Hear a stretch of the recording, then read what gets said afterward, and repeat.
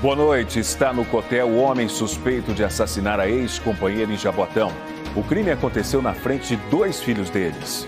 Secretário municipal de Calumbi, no Sertão, espanca com bastão esposa que está em tratamento contra o câncer. Ele está preso. Municípios pernambucanos recebem veículos novos para reforçar ações e programas contra a violência de gênero. O julgamento de réus do caso que ficou conhecido como Chacina de Poção.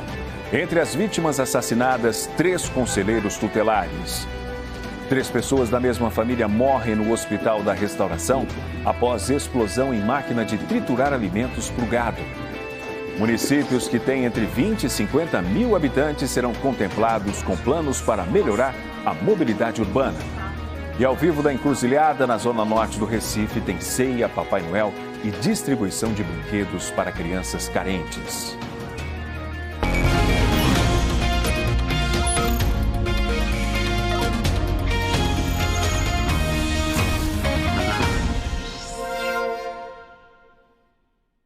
A vítima mais recente de feminicídio foi uma mãe de 6 filhos que tentava sair de uma relação abusiva.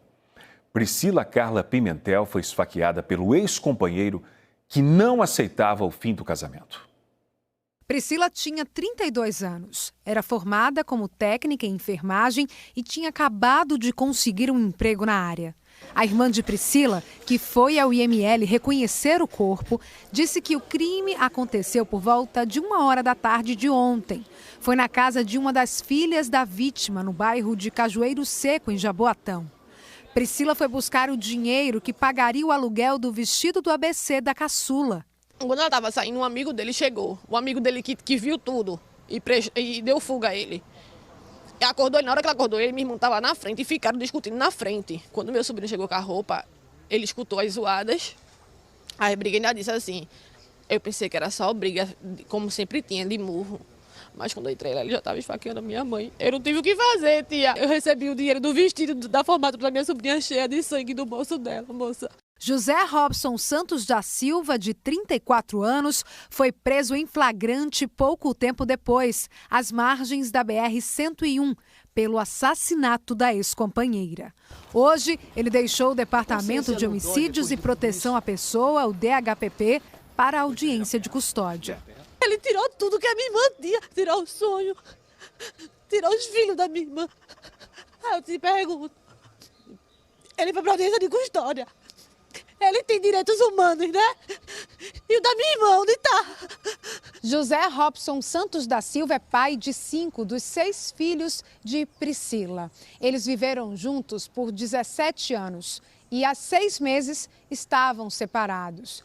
Mesmo assim, parentes de Priscila contam que Robson não deixou a vítima em paz. E apesar de ter registrado vários boletins de ocorrência e de ter uma medida protetiva contra o ex-companheiro, Priscila continuou sendo atormentada e ameaçada por ele. Vai na delegacia, onde tu quiser, desgraça.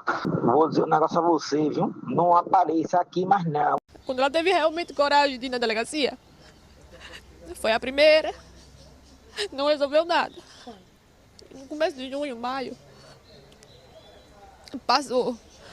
Começou a ficar mais. Ele começou a ir frequentar a casa dele, seguiu meu sobrinho. Teve dia dele, minha mãe trabalhar comigo, a gente estava trabalhando junto. Ela pegar um Uber e nesse dia ele entrou com uma faca dentro do Uber. E minha irmã pediu a Uber, pelo amor de Deus, para levar ela para a delegacia, pelo 6º Batalhão, que lá tem a delegacia da mulher. Ele entrou na delegacia com ela, ameaçando ela. Ele ameaçou ela na frente de delegado, escrivão de todo mundo. Depois de 1 semana, ele foi na casa da minha mãe, quebrou a janela da casa da minha mãe para entrar, para pegar a filha dela mais nova. Aí foi a 3ª vez que ela foi na delegacia. Botou a tornozeleira nele. Adiantou de quê? De nada. Ele tirou. A gente chamava a polícia não ia. Chegava depois de 2, 3 horas. Pra que tem um 180 se não é na hora? Pra que tem? Porque tem que ser na hora. A morte não espera, não. Os nossos sentimentos à família. O Tribunal de Justiça informou que após a audiência de custódia, o suspeito teve a prisão preventiva decretada e foi encaminhado ao Cotel em Abreu Lima. nós não conseguimos contato com a defesa de José Robson. O levantamento mais atualizado da Secretaria de Defesa Social aponta que de janeiro a novembro deste ano, 82 mulheres perderam a vida para a violência de gênero. Esse número é maior do que o registrado durante todo o ano de 2024. Em muitos casos de violência que terminam com feminicídio, a dependência financeira é o que prende a mulher numa relação marcada pelas agressões. Uma história que se repete a cada novo registro. Assim como aconteceu com Priscila Pimentel em Cajueiro Seco. Ela deixou de lado os estudos, o trabalho, por causa da família. E durante anos suportou a violência do companheiro porque não sabia como conseguiria criar 6 filhos sozinha. Minha mãe se organizou, sentamos com ela, ela não estava trabalhando para cuidar dos filhos, porque é o que a sociedade espera, né? A mãe cuidar dos filhos, então ela não tinha condições de alugar uma casa sozinha, não estava recebendo auxílio do governo, nada. Até o mês de novembro, Pernambuco registrou 82 casos de feminicídio. É mais do que todo o ano de 2024, quando foram registradas 76 ocorrências. Um dos casos do mês passado foi em um incêndio na comunidade Icauã, na Várzea. Isabelle Gomes de Macedo e os 4 filhos morreram. O companheiro da mulher foi apontado como suspeito de atear fogo na casa. Aguinaldo José Alves, de 39 anos, teve a prisão preventiva decretada pela Justiça.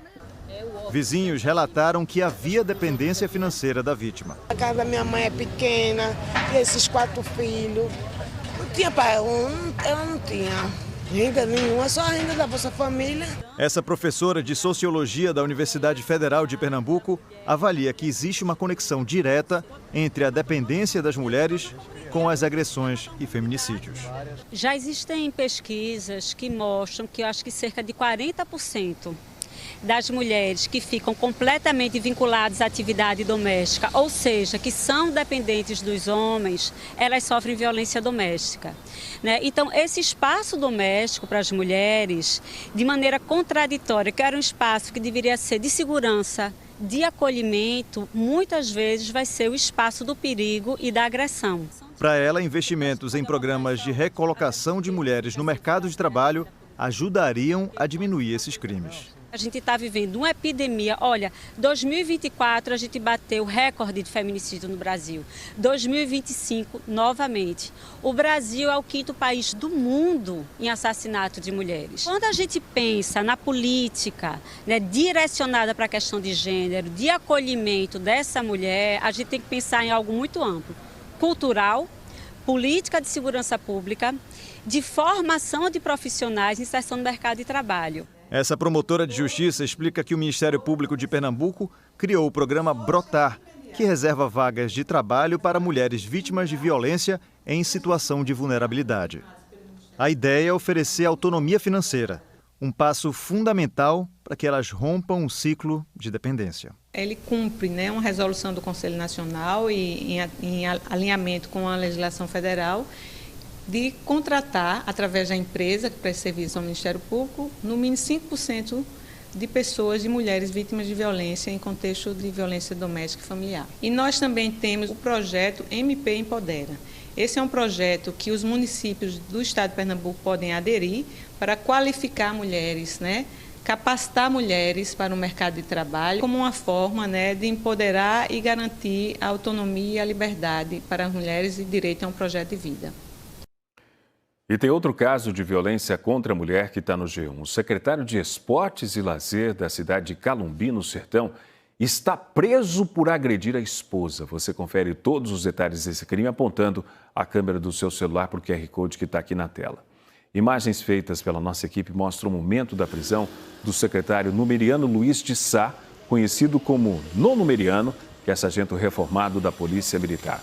Ele foi detido ontem na Rua da Aurora, em Santo Amaro, no Recife, depois de agredir a companheira com golpes de bastão na cabeça.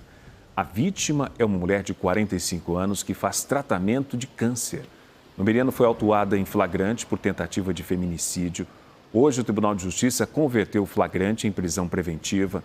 A mulher recebeu 2 pancadas fortes na cabeça, perdeu 3 dentes, está com 2 abscessos nos olhos, quebrou o nariz e vai ter que passar por cirurgia. A defesa de Nono Numeriano não quis se pronunciar. A Prefeitura de Calumbi disse que não conseguiu obter informações detalhadas, mas que está apurando os detalhes. A medida protetiva é uma ferramenta importante para mulheres que sofrem violência doméstica. A eficácia desse instrumento de proteção pode fazer a diferença entre a vida e a morte. Sobre isso, a gente conversa ao vivo com a repórter Lilian Oliveira. Lilian, boa noite para você. Oi, Márcio, boa noite. Nós convidamos a advogada Carol Rego Barros para falar sobre a medida protetiva, esse instrumento de proteção, como você citou. Doutora, boa noite. Explica para a gente como é que ela funciona na prática. Então, a medida protetiva é um requerimento que a mulher pode fazer estando em situação de vulnerabilidade e de risco. E esse risco ele pode ser um risco físico, pode ser um risco emocional, pode ser um risco moral para aquela mulher. Não precisa necessariamente ter a violência física, que é uma coisa que muitos pensam a respeito. E a pessoa pode se dirigir a delegacias ou por meio de advogados, pedir diretamente ao Poder Judiciário. E, inclusive, aqui em Pernambuco existe um instrumento do Tribunal de Justiça que as mulheres podem pedir a medida protetiva diretamente pelo site do tribunal. Quanto tempo demora para esse pedido ser finalizado? Ela recebe essa medida já em seguida?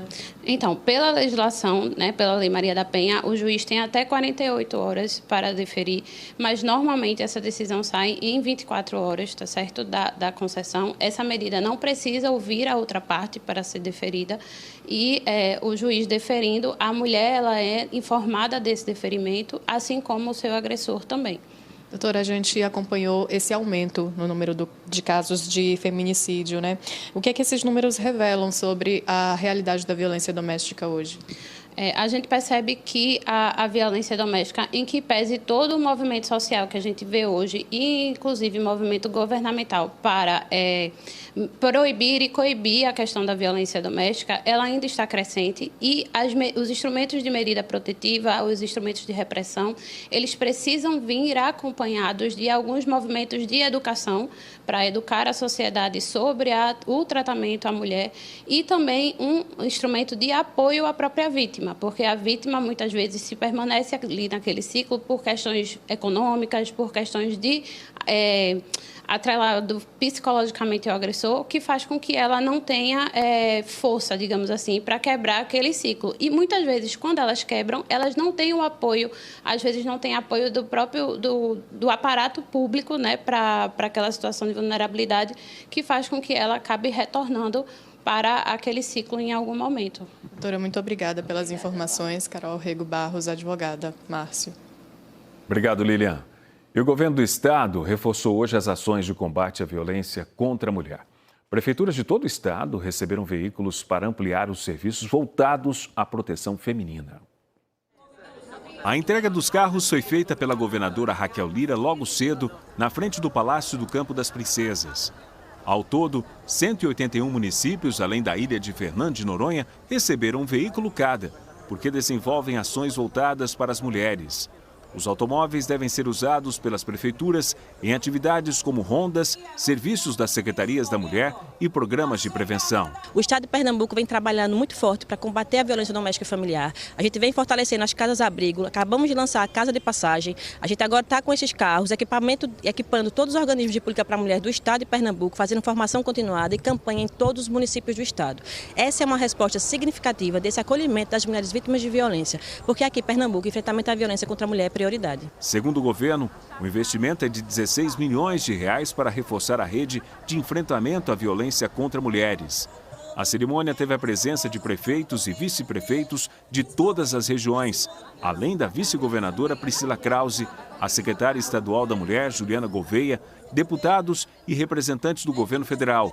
Com essa iniciativa, o governo espera ampliar a proteção e garantir mais segurança para mulheres em todo o estado. Aqui em Pernambuco nós estamos trabalhando o tempo inteiro, seja dentro das escolas, seja com trabalho efetivo de garantia de repressão qualificada, mas de prevenção social, para dizer que aqui não é um território de impunidade e que a mulher aqui tem o direito de ser livre. Vamos dar as mãos, né? Ninguém pode se sentir sozinha, nenhuma mulher aqui em Pernambuco está sozinha, né? Nós estamos junto com vocês. De acordo com a assessoria do governo do estado, apenas 3 municípios não receberam veículos: o Recife, Escada na Mata Sul e Itacaimbó no Agreste. Começou hoje o julgamento de 3 réus do caso que ficou conhecido como a chacina de Poção. São mais de 10 anos desse crime. Entre as vítimas, 3 conselheiros tutelares. As investigações apontaram a disputa pela guarda de uma criança como motivação do crime. Lindenberg não esquece a dor de perder o pai. A dor é diária, né? Há 10 anos, quase 11 anos que minha família busca por justiça. Não só minha família, né, como a família dos outros conselheiros tutelares e de todo o sistema de garantia de direitos humanos de crianças e adolescentes, né? Quando eles atacam 3 conselheiros tutelares e a avó, eles não atacam só os meninos, eles atacam todo o sistema de garantia, né, de direitos humanos de crianças e adolescentes. Lindenberg Nóbrega de Vasconcelos, de 54 anos, foi uma das vítimas de uma emboscada no dia 6 de fevereiro de 2015, em Poção, no Agreste. Naquela sexta-feira, um carro do Conselho Tutelar do município foi interceptado na zona rural. Além de Lindenberg, os também conselheiros Carmen Lúcia da Silva, de 38 anos, e José Daniel Farias Monteiro, de 31, e Ana Rita Venâncio, de 62 anos, com a neta, na época com 3 anos de idade, estavam no veículo. Os conselheiros e a avó materna foram executados a tiros. Só a menina sobreviveu. As investigações concluíram que a mandante do crime foi a avó paterna da criança, Bernadette de Lourdes Brito Siqueira Rocha. O motivo seria a guarda da neta. Bernadette foi uma das 7 pessoas indiciadas pela chacina. No ano passado, Wellington Silvestre, apontado como um dos executores, foi julgado e condenado a 74 anos e 8 meses de prisão, em regime inicialmente fechado. Hoje seriam julgados os outros réus. Do lado de fora, representantes de órgãos de defesa dos direitos de crianças e adolescentes pediam justiça. Conselheiros tutelares no fazer profissional, fazendo seu serviço de proteção à criança e adolescentes foram assassinados, né? E o que a gente está aqui é que seja cobrar, né? Que o caso ele seja finalizado, cobrar reparação, cobrar justiça, cobrar memória. Considerando que a gente vivenciou, né, o que a gente chama de chacina, né, lá de Poção, do assassinato desses 3 conselheiros, no exercício da sua função, é um ataque, na verdade, ao sistema de proteção de crianças e adolescentes e também a necessidade de se criar alternativas e de proteção para o exercício da função de conselheiros tutelares. Antes do julgamento, a promotoria deu detalhes sobre como o crime aconteceu. Bernadette é a avó paterna, né, da criança. Os pais já tiveram uma relação bem conturbada e ela demonstra sempre uma sagacidade pela criança, pela guarda da criança. O crime foi praticado numa sexta-feira à noite e tinha uma expectativa na segunda-feira de ter uma audiência na vara de família, onde tinha-se a expectativa da guarda alterar, porque a guarda estava de direito com o pai e foi transferida, e aí estava para ser, quem exercia de fato era a Bernadette, né? Ela manipulava essa questão. Então, estava com essa expectativa. Então, ela premeditou o crime exatamente nesse período, a fim de evitar a retirada da criança da guarda. A imprensa não foi autorizada a fazer imagens do júri, que começou às 10 horas da manhã. Dos 6 réus, 3 foram dispensados. Bernadette de Lourdes Brito Siqueira informou que a advogada não veio. Leandro José da Silva disse que está sem defesa. Já José Vicente Pereira Cardoso da Silva, que é o próprio advogado na causa, alegou problemas de saúde. Os outros 3 começaram a ser julgados hoje. Egon Augusto Nunes de Oliveira, Orivaldo Godê de Oliveira e Edinaldo Afonso da Silva, que participou online. O julgamento ainda não terminou. 3 pessoas de uma mesma família que ficaram feridas após a explosão de uma máquina de corte em Cachoeirinha, no Agreste de Pernambuco, morreram no Hospital da Restauração, no Recife. Uma 4ª vítima segue internada. A notícia está no G1. Você confere apontando a câmera do seu celular para o QR Code que está aqui na tela, logo aqui no cantinho. A explosão ocorreu no último dia 3. As vítimas estavam trabalhando em uma cocheira para alimentar animais. Eles usavam uma máquina de corte que serve para triturar itens como capim e milho utilizados na ração do gado. Um curto-circuito afetou a máquina que moía os alimentos, provocando uma explosão. 4 pessoas ficaram feridas, foram levadas para o Hospital Municipal de Cachoeirinha e depois transferidas para a unidade de queimados do HR com queimaduras de 3º grau. 3 acabaram não resistindo aos ferimentos.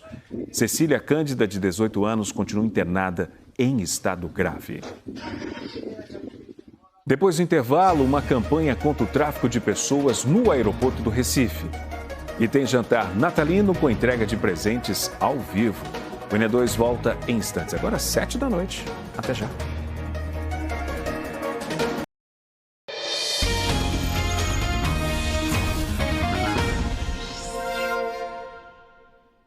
Estamos de volta. A AMUP, Associação Municipalista de Pernambuco, apresentou um plano de mobilidade urbana para municípios que têm de 20 a 50 mil habitantes. Goiânia, Zona da Mata Norte. Uma cidade turística, histórica e de polo automobilístico, mas que ainda precisa de um plano de mobilidade urbana. É por isso que Eduardo, arquiteto da Secretaria de Planejamento da cidade, veio participar do encontro na AMUP. A mobilidade, mesmo dentro do centro da sede, é uma dificuldade, porque a gente tem rodovias que passam dentro do perímetro urbano e tem um tráfego muito grande de veículos, de transporte coletivo.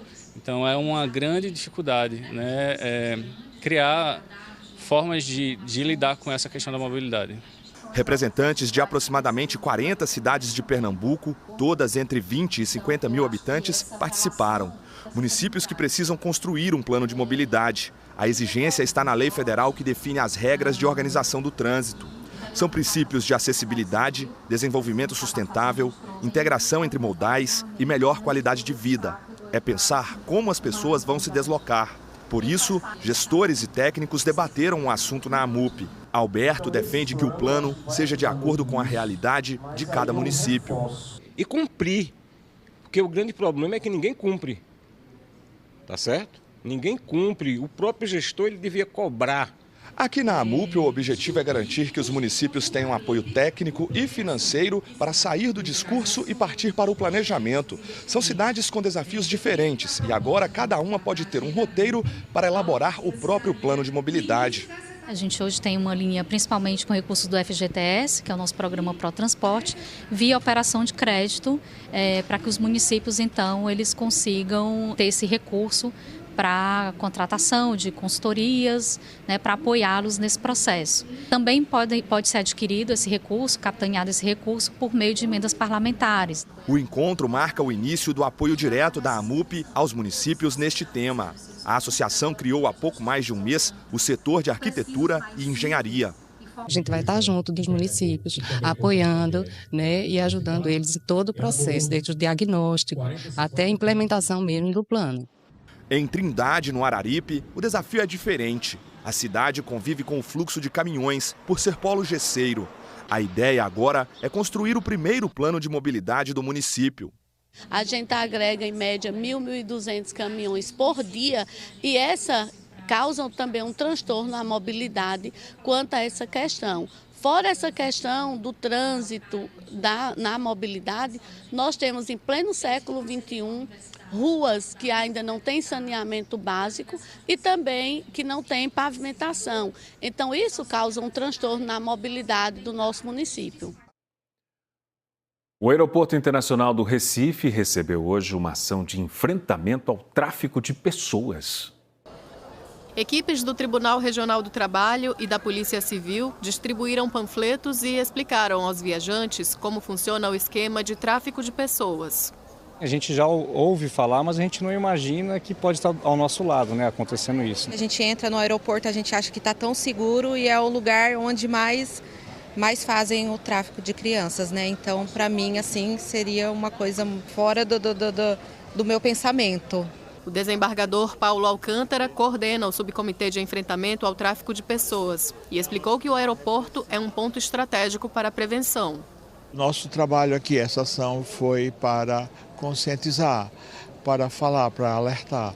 Por isso nós distribuímos um livreto e também alguns outros materiais. Um relatório mais recente do Escritório das Nações Unidas sobre drogas e crime mostrou que entre 2020 e 2023, mais de 200 mil vítimas foram registradas em 156 países.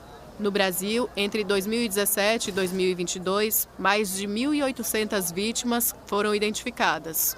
Segundo o relatório nacional sobre tráfico de pessoas, a maior parte das vítimas no Brasil é jovem, negra e, em muitos casos, recrutada por falsas propostas de trabalho. O crime envolve exploração sexual, trabalho forçado e até adoção ilegal. A Delegacia de Polícia do Turista também participou da campanha. Às vezes são propostas de modelo, às vezes são propostas de jogador de futebol, às vezes são cursos, às vezes elas nem sabem bem de que se trata a proposta, mas muitas vezes estão ali numa situação de vulnerabilidade, até social, precisando de uma oportunidade e aí fecham os olhos acreditando em busca de um sonho. Maria Luísa disse que vai voltar para o Rio de Janeiro mais informada. Eu acho que a população tem que se conscientizar sim e a gente tem que fazer parte dessa conscientização. Um jantar solidário leva o espírito de Natal a pessoas que precisam no bairro da Encruzilhada, na zona norte do Recife. Também tem Papai Noel e distribuição de brinquedos. Quem mostra ao vivo é o repórter Mário Carvalho. Boa noite, Mário. Oi, Márcio, boa noite para você, boa noite a todos. A gente está aqui ao lado do mercado da Encruzilhada, onde esse trabalho solidário costuma acontecer. Olha só a movimentação por aqui, a gente vê muitas crianças, né? O ônibus que a gente está vendo aqui, ele é equipado com banheiro para a pessoa poder tomar banho. É uma ação para as pessoas em situação de rua, pessoas carentes, toda quarta-feira em vários locais de Olinda e Recife. Trabalho do grupo Banho Recife, que existe há 6 anos. E, especificamente hoje, a ação não é de banho. Hoje acontece aqui uma distribuição de 500 brinquedos para as crianças, 300 jantares, água, refrigerante para as famílias. Tem um Papai Noel também que vai estar fazendo essa distribuição daqui a pouquinho por aqui. Noite desse trabalho solidário muito importante para quem está precisando. Eu vou dar uma palavrinha aqui com o Cassiano Silva, que é o coordenador aqui da ação, um dos idealizadores, junto com o grupo. O que motiva vocês a continuar esse trabalho, Cassiano? Boa noite. A ação solidária é em prol da criança, né? Dessa data de Natal, né? Uma data especial. Para a gente também, que é do Banho Recife, a gente sempre quer fazer diferente, né? Com o apoio dos voluntários, dos amigos, a gente se reuniu e conseguimos arrecadar os 1000 brinquedos, as 300 refeições. A gente vai percorrer a região metropolitana hoje para poder fazer o bem, né? Num dia especial. Papai Noel está chegando.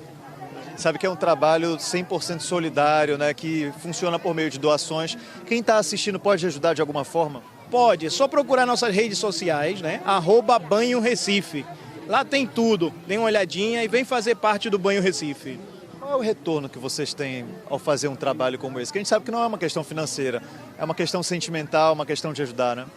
A gente sempre faz o bem, tanto a alimentação como a criança alegre, né? É o melhor prêmio. Muito obrigado, parabéns pelo trabalho. Volto com você, Márcio. Obrigado, Mário. Nós ficamos por aqui. Hoje o JN é mais cedo às 8. Para você, uma boa noite e até amanhã.